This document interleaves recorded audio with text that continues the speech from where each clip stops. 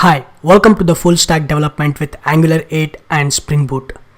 In this video, we're going to expose the IDs in the JSON response.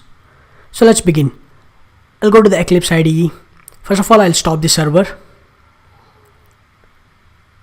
I'm going to create a Java class.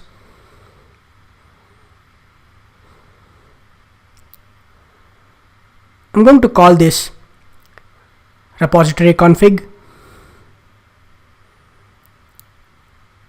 And I'm going to create a new package, config, and click finish. I'm going to implement this with the interface repository REST configurer. Let's import this. And I'm going to annotate this with the add configuration annotation. Let's import this as well.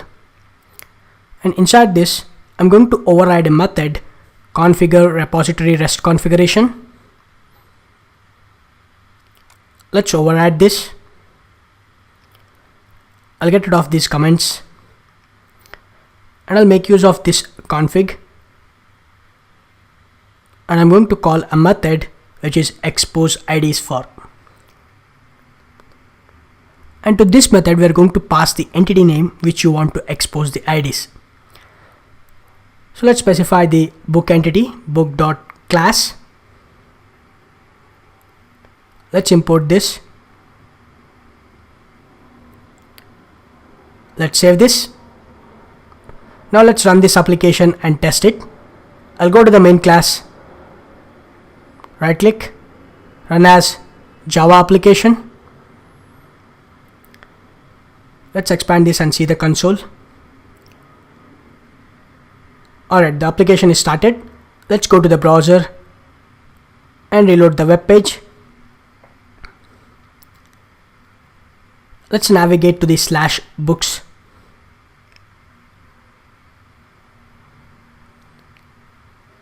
You can see in the response now all the data are exposed. Okay, so in each entry we have an ID. So now if I want to expose IDs for the book category, all I have to do is copy the same line and paste it down and change the entity name to book category.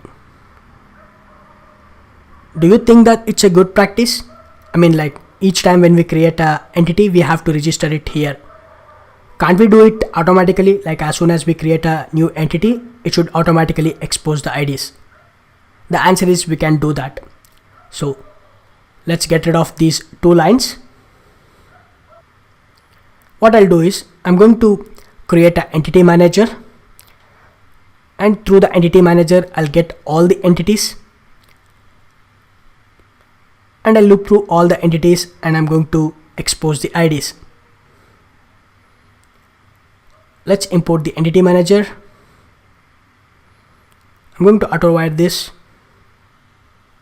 Let's import this, and inside this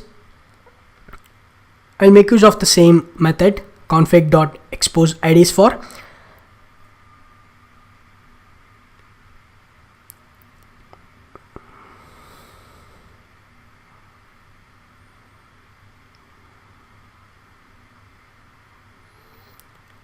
So let's import this type, which is from the persistent.meta model.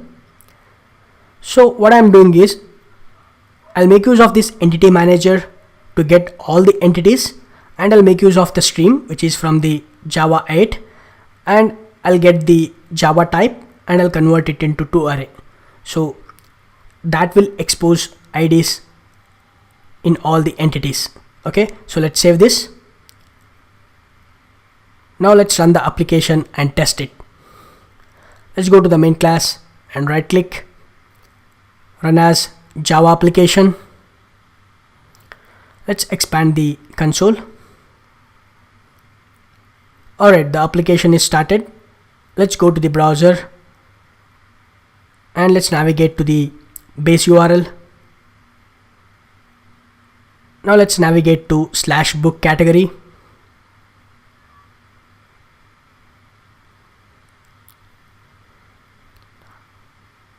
You can see now the ID is exposed in the book category. Okay, so let's navigate to /books, and you can see the ID is also exported for the books. Okay, so now whenever we add a new entity, it will automatically expose the IDs in the JSON response. So now let's commit the changes to GitHub repository. I'll go to the Eclipse IDE. First of all, I'll stop the server. So right click on the project, go to team and select commit. This will open up the Git staging. So we have unstaged changes. So let's select all the files and drag it to the staged changes and write a meaningful commit message. Completed the backend development for feature 1.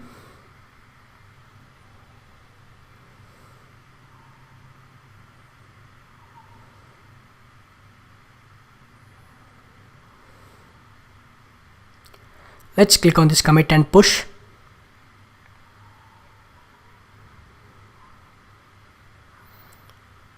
You can see the message push it to online bookstore origin. Let's close this.